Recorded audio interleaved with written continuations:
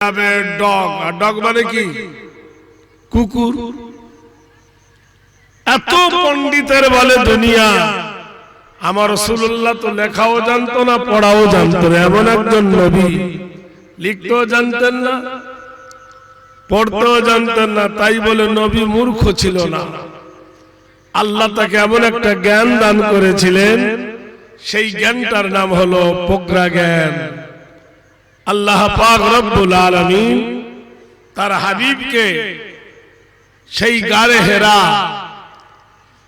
কাবা শরীফ থেকে 5.5 মাইল দূর, জমিন থেকে 3500 ফুট উঁচু সেই পাহাড়ের গুহায় জিবরাইলকে দিয়ে তালিম দিয়েছিলেন। প্রথম নবীর তালিম ছিল ইকরা। জিবরিল এসে বললেন পড়ো। কি পড়বো? বিসমি রাব্বিকাল্লাযী খালাক, the king of mankind, the God of mankind, Lord of the earth. পড়ো ওই প্রভুর নামে, যিনি সকাল দিবসের প্রভু, যিনি আকাশের প্রভু, যিনি জমিনের প্রভু, সেই আল্লাহর নামে পড়ো, ইকরা পড়ো। খালাকাল ইনসানা মিন আলাক, যিনি মানুষকে সৃষ্টি করেছে রক্তের গোটা হইতে। ইকরা ওয়া রাব্বুকাল আকরাম, যিনি দয়া করে, রহম করে, ভালোবেসে।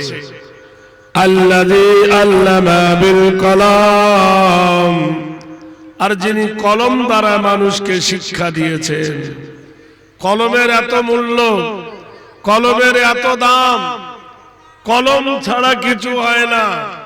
পৃথিবীর যত লাইসেন্স কলমে হয়, ডাক্তারি, মাস্টারি, ইঞ্জিনিয়ারিং, এমএলএ, এমপি, সব কিছু হয় কলমের লেখাতে। একটা মানুষের মৃত্যু কলমে রায় দিয়ে দেয়, একটা মেয়ে মানুষকে জেলখানা থেকে আজাদি কলম থেকে দিয়ে দেয়, দেয় কিনা বলুন? কিন্তু আল্লাহ রাব্বুল আলামিন কলমের কত মর্যাদা দান করেছেন দেখুন ভাইরা। এবার আপনি বলুন, ঈশ্বর, ব্রহ্মেশ্বর, ব্রহ্মা, এই সব শব্দ দিয়ে আল্লাহ বুঝাতে গেলেন, বুঝতে পারলেন না। তাহলে আল্লাহটা এবার দেখি। আল্লাহর আলিফটা বাদ দেন। যেই আল্লাহর আলিফ বাদ দেবেন, সম্পূর্ণ ব্যাকরণ তৈরি হবে। আল্লাহু লা ইলাহা ইল্লা হুয়াল হাইয়ুল কাইয়্যুম। আল্লাহ ছাড়া কোনো ইলাহ নাই, আল্লাহ ছাড়া কোনো মাবুদ নাই। হুয়াল হাইয়ুল কাইয়্যুম, আমার আল্লাহ জীবিত, আমার আল্লাহ মৃত নয়, আমার আল্লাহকে মৃত্যু স্পর্শ করবে না। আপনারা দেখবেন, আপনাদের ঢোসার বাজারে অনেক হিন্দু ভাইয়ের মিষ্টির দোকান আছে, দেখবেন ওখানে একটা ছবি আছে, কি? রনে বনে জনে জঙ্গলে যেথায় যখন বিপদে পড়বি আমাকে স্মরণ করবি, আমি তোকে রক্ষা করব, শ্রী শ্রী লোকনাথ। দেখবেন আছে, রনে বনে জনে জঙ্গলে যেথায়। ও নিজে মরে গেছে, আর নিজে মরে যাওয়ার পর সে মানুষের উপকারে আসতে পারে? জোরে বলুন না রে। দেখবেন একদল আছে আমাদের দেশে, এরা হলো কবর পূজারী। এরা বলে হ্যাঁ, মরে গেলে কিছু দিতে পারে। হিন্দুরা যেমন বলে ভোলে বাবা বার করেঙ্গা, এরা বলে খাজা বাবা বার করেঙ্গা।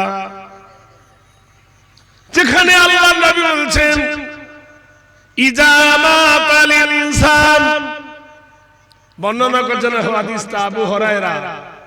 আবু হুরায়রা ভালো নাম হলো আব্দুর রহমান। মসজিদে নববীর আহলে সুফায় যিনি পড়ে থাকতো, ঘর বাড়ি কিচ্ছু ছিল না, বিবি বাচ্চাও ছিল না, শুধু নবীর হাদিস তিনি মুখস্থ করতেন। তিনি কি বলছেন? নবী বলছেন ইজা মাতাল ইনসান মানুষ যখন মরে যায় ইনকাতা আনহু আমালুহু, মানুষ মরে যাবার পরে কবরের ভিতরে কোনো নেকি করতে পারে না, কোনো গুনাহ করতে পারে না, কিছু দিতেও পারে না, কিছু কইতেও পারে না। মানুষ মরে গেলে, আচ্ছা নবী বড় না পীর বড়? জোরে কেন বলেন না? নবী বড়। আচ্ছা বলুন যদি পীর বড় না সাহাবী বড়? সাহাবী বড়। সারা পৃথিবীর মুমিনের ঈমান এক জায়গায় করলে একটা সাহাবীর সমান হবে না। সারা পৃথিবীর সাহাবীর ঈমান এক জায়গায় করলে একটা নবীর সমতুল্য হবে না। ভাইরা আমার, বন্ধুরা আমার, তাই বলতেছেন ইযা মাতাল ইনসান, মানুষ যখন মরে যায় ইনকাতাহু আমালুহু, নেকির দরজা বন্ধ হয়ে যায়। নবী বলেছেন মানুষ মরে গেলে কবরের ভিতর থেকে কিছু দিতে পারে না, কবর থেকে তোমাকে কিছু দোয়াও করতে পারে না। তাহলে আল্লাহর নবীর এই পবিত্র হাদিসের দিকে লক্ষ্য করলে কবরের কাছে কিছু চাওয়া যাবে না। নারায়ে তাকবীর। ভাইরা আমার, বন্ধুরা আসুন, আল্লাহ পাকের কোরআন বলছেন আল্লাহর আলিম বাদ দিয়ে দিলেন, ভগবানের ভা বাদ দিলে যেমন 12টা বেজে যায় গোবান, ঈশ্বরের দীর্ঘই বাদ দিলেন বানান যেমন ভুল হয়। আল্লাহর আলিমটা যেই বাদ দেবেন সঙ্গে সঙ্গে হবে লিল্লাহি মা ফিস সামাওয়াতি ওয়া মা ফিল আরদ, আকাশের মালিককে, জোরে বলতে ভয় লাগছে নাকি? জমিনের মালিককে, আমাদেরও মালিককে। আকাশের মালিক যদি আল্লাহ, জমিনের মালিক যদি আল্লাহ, আমাদের মালিক সেই আল্লাহ, সেই আল্লাহর স্লোগান দিতে কি কোনো অসুবিধা আছে নাকি? জোরে বলুন না। আমাদের মুর্শিদাবাদে দুটো মেয়ে ঝগড়া করে, এর থেকে জোরে আওয়াজ, এ পড়া থেকে পড়া চলে যায়। আর আপনারা এতগুলো পুরুষ একবার আল্লাহু আকবার জোরে বলতে পারছেন না? জোরে বলুন নারায়ে তাকবীর। না, পার্টির হলে বলতো ইনকিলাব জিন্দাবাদ, বডি থাকবে মাথা বাদ। হায় রে মুসলিম, আল্লাহর আলিম দিয়ে উচ্চারণ হলো কি? আল্লাহু লা ইলাহা ইল্লাহু আল হাইয়ুল কাইয়্যুম। আলিফটা বাদ দিলেন লিল্লাহি মা ফিস সামাওয়াতি ওয়া মা ফিল আরদ, আকাশ এবং জমিনের মালিক হলো আল্লাহ। ফের নাম বাদ দিলেন, লামার হে থাকবে লাহু মুলকুস সামাওয়াতি ওয়া মা ফিল আরদ। মুলক মানে বাদশাহ, পূর্ব পশ্চিম উত্তর দক্ষিণের মালিককে আল্লাহ। ফের নাম বাদ দিলেন, থাকবে হে হুয়াল্লাহুল খালিকুল বারিউল মুসাব্বিরু লাহুল আসমাউল হুসনা। যিনি খালেক, যিনি মালিক, যিনি প্রতিপালন করেন, জীবন দিয়েছেন যিনি, রেজেক দেবেন তিনি। জীবন দিয়েছেন যিনি, রেজেক দেবেন তিনি। যিনি আমায় সৃষ্টি করে তিনি আছেন ঋণী। তাহলে প্রসঙ্গটা এবার পাল্টে দেন। আল্লাহ, বিষ্ণু, ব্রহ্মা, মহেশ্বর, উপরওয়ালা, নিচেওয়ালা, সেজনা এজনা, গড গডেস, আল্লাহর সঙ্গে সমতুল্য করা যাবে না। এ কথা কে বলে? কোরআন। যদি করো ইন্নাহু মান ইশরিকু বিল্লাহি ফাকাদ হারামাল্লাহু আলাইহিল জান্নাহ, নিশ্চয় তোমাদের জন্য জান্নাত হারাম যারা আল্লাহর সঙ্গে শরীক করবে। আমি আপনাদের এই প্রতিবেদনটা জানালাম, পাতাটা উল্টে আজকে যা আল্লাহ খুশি হবে না বেজার হবে? তারপরে দিন যদি 12:30টার সময় যাও, তারপরে দিন যদি 1টার সময় কি আল্লাহ বলে রাখো, আল্লাহ রহমতের দরজা খুলবে না বন্ধ করবে?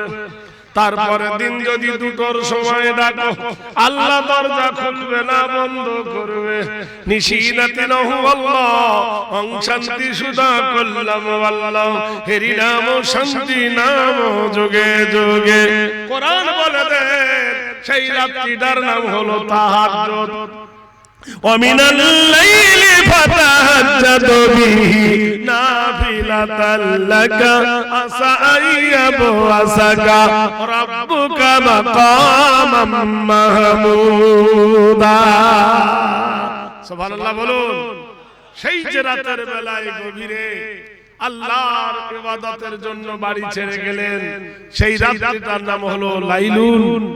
আর তাহাজ্জুদের নামাজ যখন তুমি দাঁড়াবে, তাহলে আল্লাহ পাক রব্বুল আলামিন তার সিংহাসন ছেড়ে দিয়ে মহান আল্লাহ মাকামে মাহমুদায় দাঁড়িয়ে যাবে। বলুন সুবহানাল্লাহ।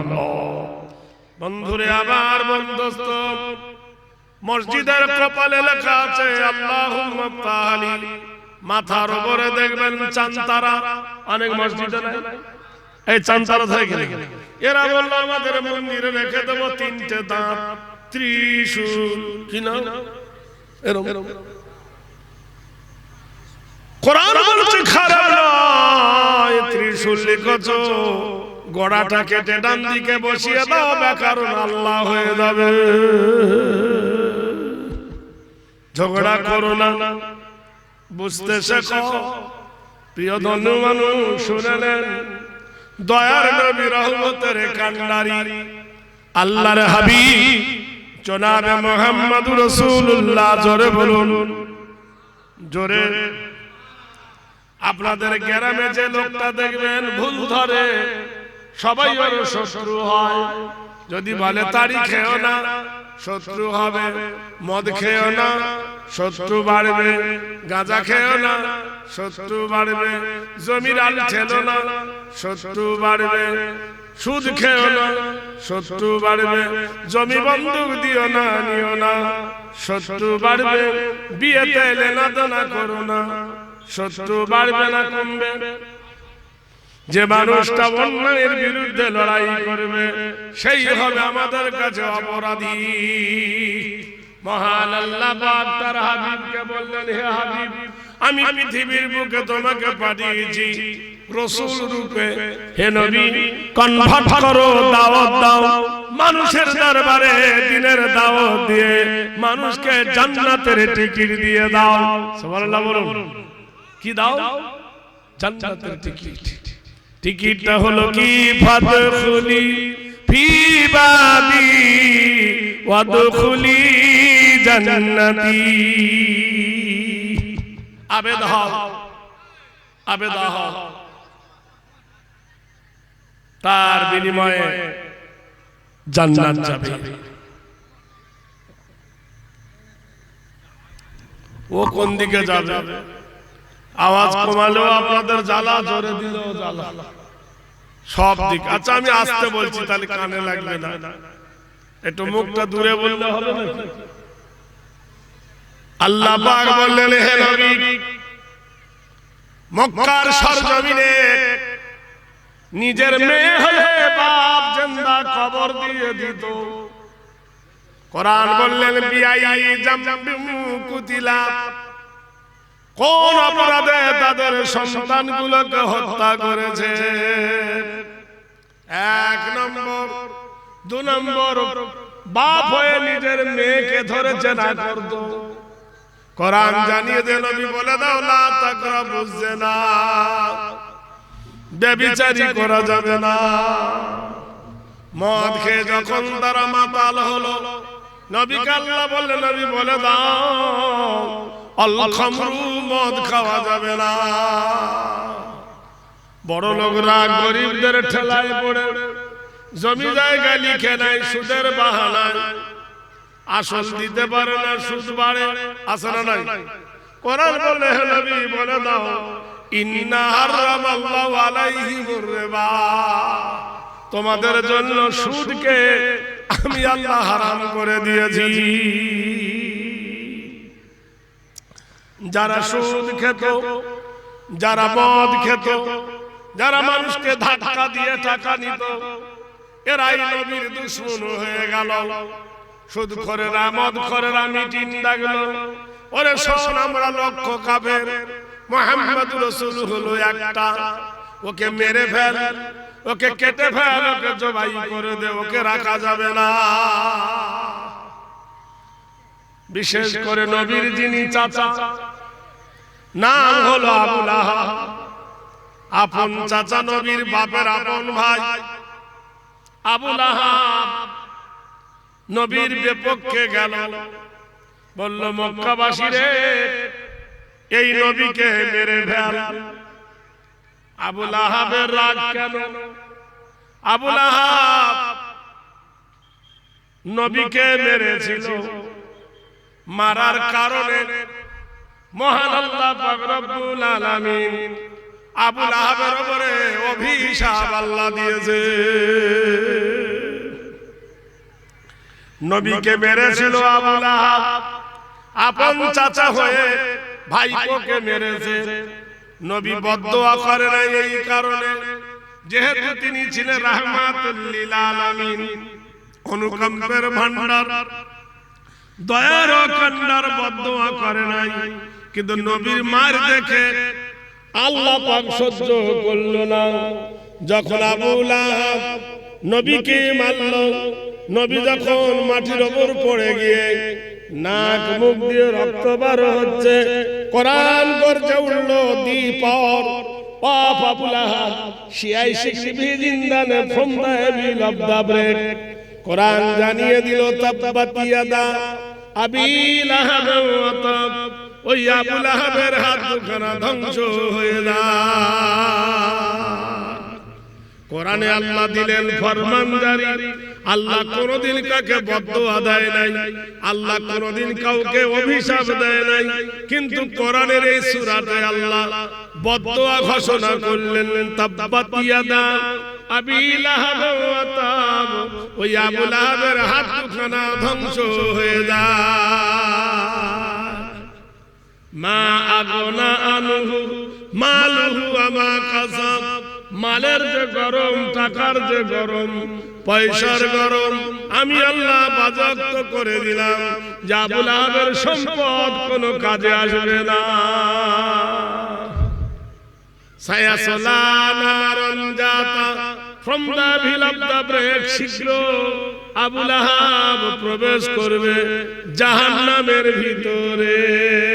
শুধু একা নয়, তার বিবি উম্মে জামিলা ও আমরাতু, তার বিবি উম্মে জামিলার গলায় বোঝার কাঁটার ফাঁস লেগে সেও জাহান্নামী হবে। গোটাই মক্কার মানুষ জেনে ফেললো আবু লাহাব তোর বড় গজব আসবে কেন? পীতম শরণং কৃতং শরণং যদদং মুহাম্মাদং হরিনাম সত্য মুহাম্মাদ নম। মায়ের কোল থেকে পড়ে কি হলো? মায়ের কোল থেকে পড়ে কোনদিন নবী মিথ্যা বলে নাই।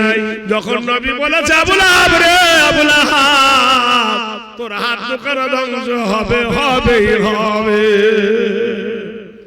আবু লাহাব বলল আমার উপর যখন গজব এসেছে আর গোটাই গ্রামের লোক আমাকে ঘৃণা করছে, তো তোকে আর রাখবো না, মেরে মিটিং ডাকা হলো, চূড়ান্ত মিটিং। মিটিংয়ের তয় হয়ে গেল 65 জন যুবক মিলে আজকে রাতের বেলায় নবীকে জবে করব। বনু জোহরা, বনু কবুলা, বনু মান্নান, বনু আফফান, চতুর্দিকে এরা এক হয়ে গেল। 65 জন যুবক মিলে নবীকে মারলে কেউ আর বুঝতে পারবে না কে মেরেছে, কার তরোয়ালে নবী মরেছে। যখন তারা কাবা শরীফে বসে মিটিং সিদ্ধান্ত করলো, আপনারা বলুন মারনেওয়ালা থেকে বাঁচানেওয়ালা বড় কিনা? এটা কি তাহলে মসজিদ? তোমরা মসজিদ বললে হ্যাঁ, তোমরা যেমন মসজিদ বানাইছো আমরা তেমন মন্দির বানাইছি। মসজিদের প্রথম কর্ম, মন্দিরের প্রথম কর্ম।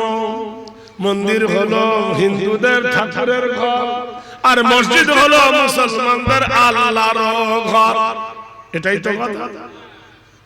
তো ক্ষতি কি? ওদের একটা আল্লাহ আর আমাদের 33 কোটি। দেখা যায় বই খুলবো, খাতা খুলবো, দলিল দেখবো, জমি কিনবো। দলিল যদি ঠিক না থাকে, রেকর্ড যদি ঠিক না থাকে, দাগ খতিয়ান যদি না থাকে ঠিক, কেউ জমি কিনবে ভাই? কিনবে না। এবার দলিল দেখা যাও, মসজিদের কপালে লেখা আছে আল্লাহুম্মা ফতাহলি আবওয়াবা রাহমাতিক, আয় আল্লাহ আমার জন্য তুমি রহমতের দ্বার খুলে দেন। মন্দিরের কপালে বললাম, আমরাও লিখেছি, মোল্লারা লিখেছে আল্লাহুম্মা ফতাহলি, আমরাও লিখে দিচ্ছি ওম। এইবার বলুন বন্ধু, ওম কি বলছে দেখো, ওম শান্তি সুধা নমস্তিত খুদা হেরি সর্বনত সুধা কীর্তিত নম কল্যাণ নম ভূতে নব গরিষ্যারাধনা কল্যাণ নমস্তুতে স্বর্গদ্বার শিষ্টিত বায় নমস্তুতে অলল্লহ হর্ষিত নম। অং বলছেন এমন একটা ঘর, যে ঘরে বসে কেউ তাড়ি খায় না, যে ঘরে বসে কেউ গাঁজা খায় না, যে ঘরে বসে কেউ তাস খেলে না, যে ঘরে বসে কেউ জুয়া খেলে না, যেখানে বসে কোনো মিথ্যা গীবত হয় না, কোনো বেচা কেনা হয় না, অপবিত্র শরীরে যেখানে কেউ ঢোকে না, হাঁটুর উপরে কাপড় তুলে কাঁসা মেরে নেংটি ভাবে কেউ বসে না, বলুন তো সে জায়গাটা কোনটা? ওরা ওরা ওরা শুনতে পাচ্ছে না? এরা বললো ওরা চুপ আছে, মানে ওরা বলছে কি অন্য কারোর ঘর নাকি? তাহলে যেখানে গাঁজা মদ-তাড়ি খায় না সে জায়গাটা কোন জায়গা? তাহলে যদি ওরা সত্যিকারের বেদ জানতো তাহলে ভারত বর্ষের মধ্যে মুসলমানের মসজিদ ভেঙে কখনো মন্দির বানাতো না। একটাই শিক্ষা না থাকার কারণে কত ভুল পয়েন্ট মানুষ চলছে দেখো। সারা পৃথিবীর বাড়িতে 54টা হলো মুসলিম দেশ, সারা বিশ্বের যত দেশ আছে সব থেকে গুজব দেশ হলো এই ভারত, হিংসুটে দেশ হলো ভারত। সারা পৃথিবীর বিজ্ঞানীরা মাটির তলে সন্ধান করছে কোথায় সোনা আছে, কোথায় চাঁদি আছে, কোথায় ডিজেল, পেট্রোল, মোবিল, কেরোসিন, আলকাতরা মাটির তল থেকে পেয়েছে সন্ধান করে। আর আমাদের ভারতের বিজ্ঞানীরা শুধু খুঁজে বেড়াচ্ছে কোন মসজিদের নিচে মন্দির ঢুকে আছে, রামকৃষ্ণ আছে, রাধা মাধব আছে, যোগাই মাধাই আছে, এই খুঁজে বেড়াচ্ছে। ওই তাই শিবলিঙ্গ খুঁজে বেড়াচ্ছে। কিন্তু পোয়েট সুন্দর করে বলছে দেখো, নীতি নৈতিত্ব হেরিয়া দর্শ নীতি কল্যাণ শুভাকাঙ্ক্ষিত বয় কৃমস্তকায় যোগাযোগ শিক্ষা দীক্ষায় নরধত্ত ধর্ম নীতিত নব কল্যাণ শুভাকাঙ্ক্ষী বয়। যেখানে ধনী লোক, গরিব লোক, বড় লোক, ছোট লোক, কালো ধলোর কোন ভেদাভেদ নাই আছে। কে ডাকিল আমির ফকির এক জামাতে হও কাতার, আমির ফকির মজুর মুঠে, আলেম হাফেজ কারি মুফতি সবার সমান অধিকার। কোন বাধাবাধি আছে? নীতি নৈতিত্য হেরি কল্যাণ শুভমতি শিক্ষা দীক্ষা বল্লয় নম ওং শান্তি সুধা নীতি নৈতিত্য হেরি সর্বভূতে নম। যেখানে বড় লোক গরিব লোক শিক্ষা দীক্ষার কোনো প্রভেদ নাই, সবার সমান অধিকার। কোন জায়গায়? আল্লাহর ঘর মসজিদ। নাম্বার 3, ভালো করে বোঝেন, পঞ্চবার হেরি নৈতিত্য হেরি কল্যাণ। এই আস্তে কথা বলুন বাবা, ডিস্টার্ব হচ্ছে শোনা আমার। নীতি নৈতিত্য হেরি পঞ্চবার শুভকান্তি গরিষি সর্বনব কল্যাণ শুভা জামিনী আগমনী নম।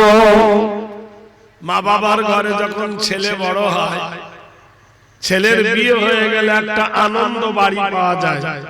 সেই আনন্দ বাড়িটার নাম কি? শ্বশুর বাড়ি। আশ্চর্য কথা। বাপের বাড়ি থেকে যখন ছেলেটার বিয়ে হয় তখন বড় আনন্দ আসে না কদিনের জন্য?